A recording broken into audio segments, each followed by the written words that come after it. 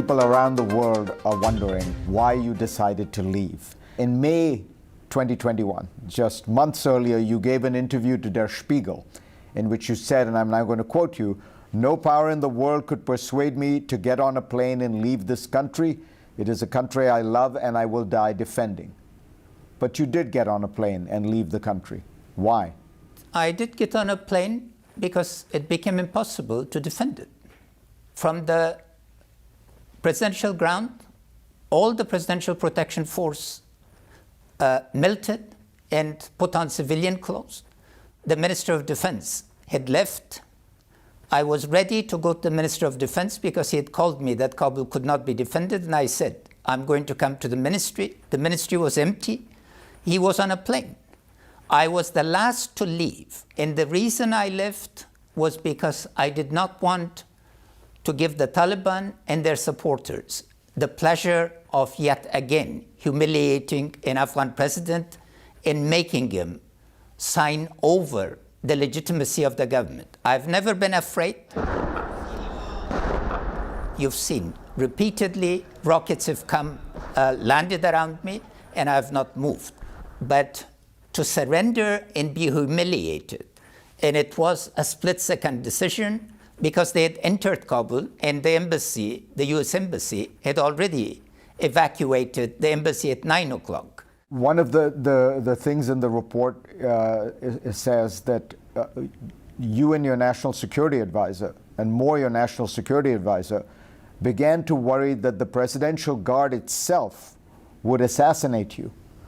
Were you not sure of the loyalties even of your own personal Presidential Guard?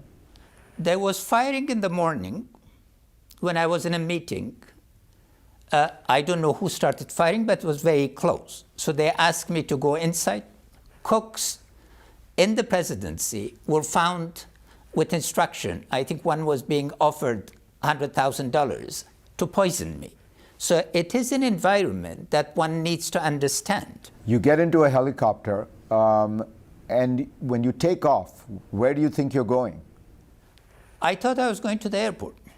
It took off northwards, so after 15 or 20 minutes, I realized that we were not going to the airport. So I asked the National Security Advisor, and he said the airport was not safe. And on the plane, a decision was made then on the helicopter to go to Uzbekistan. There no preparation had been made anywhere else, as all the documentation shows, because I had no plans of leaving.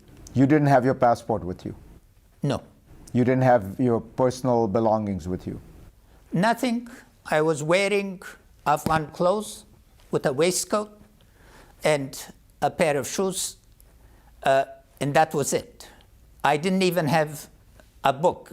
People who know me practically never fly without a book, because that's when I concentrate and read, and nothing else. Now, you know there are these rumors that you left with $169 million of cash. What is your response? Well, Sagar has categorically proven that I did not leave with any money. This is part of a disinformation campaign. You have, among others, investigated my past.